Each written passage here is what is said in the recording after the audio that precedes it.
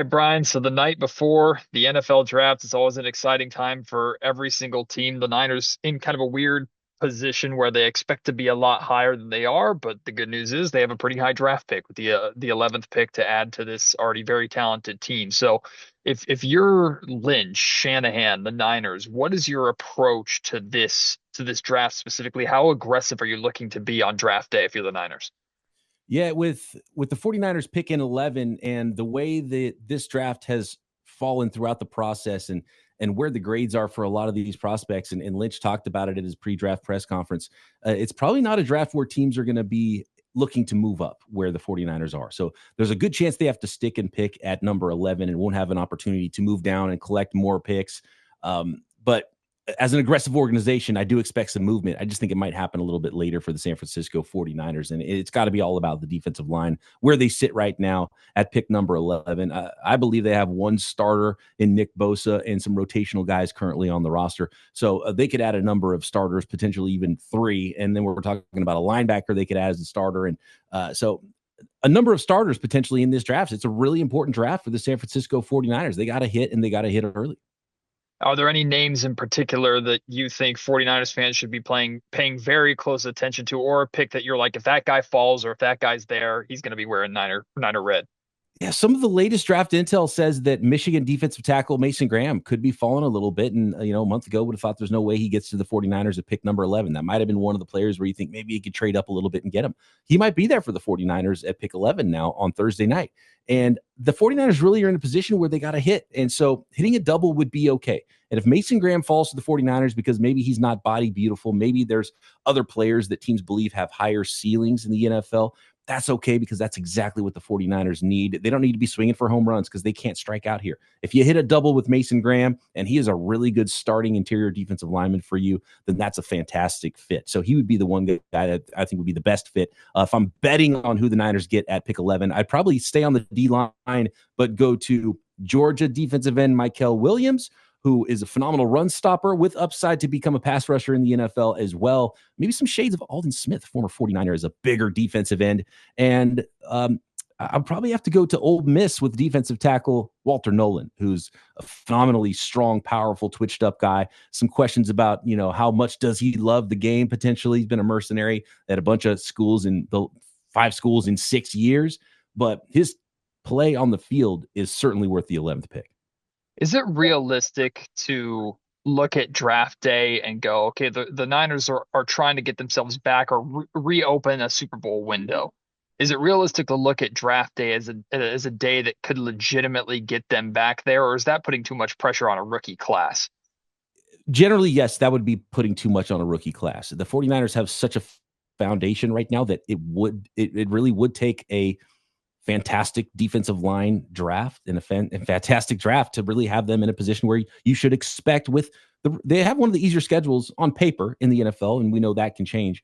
They should be able to get back there, but right now it's non-functional. And it reminds me of 2019. The Niners came into the 2019 season, and they weren't quite there yet. They found their quarterback in Jimmy Garoppolo, but they needed some defensive line presence. They needed to pressure the opposing quarterbacks. They got Nick Bosa in the draft, and then they traded a pick for the right to sign Dee Ford, and really they took off in 2019. This could be one of those years where if you hit right and you get a guy in round 1, round 2, look, the Rams just did it last year with Jared Verse and Braden Fisk, round 1, round 2. If you hit on 2 really good starting defensive linemen with your first 2 picks, you can turn that thing around pretty quickly, and I think that's what the Niners would love to do in the 2025 NFL draft.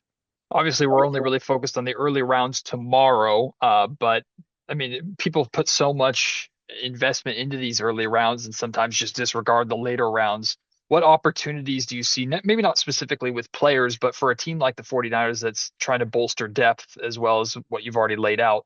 How valuable are picks in these later rounds to finding that diamond in the rough or accomplishing that goal of just sharpening out the edges?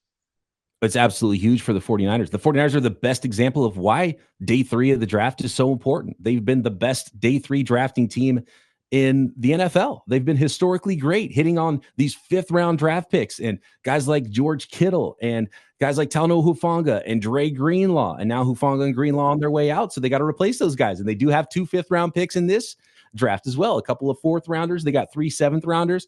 So it's phenomenally important. And this is a really deep draft. So they could potentially work that magic again and find themselves another star on day 3. That would be a huge get for the 49ers. And they're the best team to point to as a team that could potentially do that this weekend.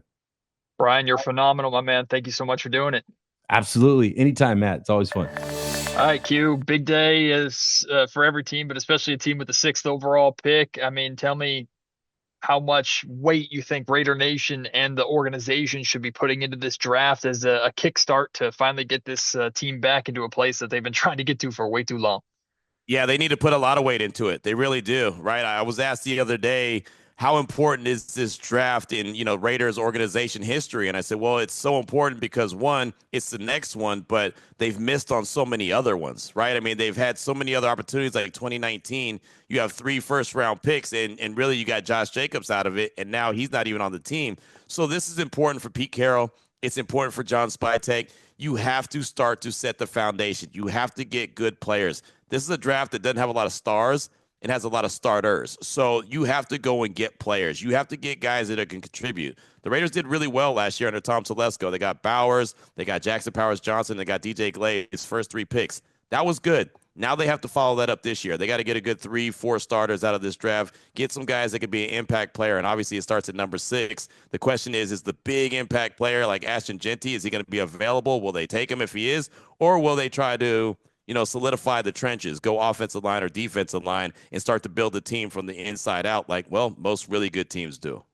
I remember hearing all season long, or like the conversation all season long was, you got to get your quarterback in the draft. The Raiders are going to get their quarterback in the draft. Then Pete Carroll happens. Then Geno Smith happens. Now Geno gets his extension. How much? So, I mean, do you think the Raiders are still QB hunting or potentially looking for their future franchise quarterback? Or has Geno Smith put a pause on that they can now go best player available at any position they feel? No, I definitely think that they're still looking for their quarterback. I still think that they know that they need to get a franchise guy. And I'm not saying that they're necessarily going to get that franchise guy this year, but they're going to try to. And, I don't know. I don't think that they're going to try to get him at 6. I think that that's what Geno Smith allows them to do, is not go and feel the pressure of having to get him at 6. But I do think that before this draft is over, you'll see the Raiders draft a quarterback who they believe could be their potential guy. I'll keep an eye on, and I'll just throw this out there. I keep an eye on Jalen Milroe, the quarterback out of Alabama. He's a guy that's here in Green Bay at the draft, right? He's going to wait for his name to be called. I got to talk to him. He said, I can't wait. It's my experience. I get to tell my kids and my family about it. It's going to be a lot of fun. I have to, hopefully everything goes the right way for me, but I'm just here for it. I just think he's got the right mindset, man. I really do. I think he'll be that guy that you can believe is going to work his tail off. He's going to learn from the guy in front of him, and he's going to do everything in his power to end up being that franchise quarterback. Will he be? Well, that's another subject. But I think he has the right mindset going in, so I'd watch out for him. There are some other teams that are behind the Raiders in draft order that are maybe a little more desperate for a quarterback. And I mean, a team that we're pretty familiar with because of their quarterback in the Saints and Derek Carr and that situation that they have going on. I've seen rumors and connections of they might be trying to move up, and could teams like the Raiders maybe take advantage of that? Or how, I won't ask for the Saints situation specifically, but in your mind, like, do you think the Raiders should be humoring the idea of using that 6 in potential kind of trade scenarios? Or do you think, nah, just don't make it messier than it has to be? Use 6, go get yourself a really good player. I wouldn't mind going back to 9. That's where the Saints are at. I wouldn't mind that. I've had this conversation on the radio multiple times because I have, thought about that. And the Saints might be desperate for a quarterback because of the Carr situation. So if you can get some really good draft capital, if you can get their 2nd-round pick and their 3rd-round pick because they're desperate and swap picks at number 6 and 9, I would be good for that because I think you could still get a really good impact player at 9. You can go get a cornerback like Jahdae Barron or maybe Will Johnson from Michigan. You can go get, maybe an offensive lineman still there. One of the guys like Kelvin Banks from Texas. Maybe you can get him. You can get maybe Armand Membu. I think he's going to go a little higher than that. But, I mean, somebody's going to drop to you at 9 that's still a really good player. Heck, Ashton Jeanty might be there, right? I mean, I don't see it, but maybe a guy like that could drop to number 9. You could still get him, and you can get extra draft capital. I wouldn't be comfortable with going too farther back than 9, though. That's where I would kind of stick in that range. 9, 10, that's it, right? I'm making the pick at that point. I'm trying to get the best impact player I can. Hugh, we'll wrap it up with this, and you may have already said it in our conversation to this point, but give me the Your Boy Q, like, ideal dream scenario. Like if I'm the GM and I'm walking out of draft night with this, I feel like I got the best case scenario. I tell you what, if the Raiders come away with Ashton Genty at number 6 and then find a way to get Jalen Milroe with their second pick, I'd be happy with that. I don't care if you do get him in the second round at say 37, your second round pick, or you trade up into the back end of round 1 and get him. I think that you could use him in packages right now. He's not a guy that would have to be the starter. He could sit behind Geno, but that athleticism, he could be that guy. I think he could do some really good things for you. And in Chip Kelly's offense, too, could you imagine Ashton Genty and Jalen Milroe down by the goal line? Who's stopping that guy? Right? I mean, those guys are going to attack the goal line like I'm trying to block them, and I ain't stopping nobody. So that I think would be a dream scenario for the Raiders if they could find a way to get those two dudes in the first 2 picks.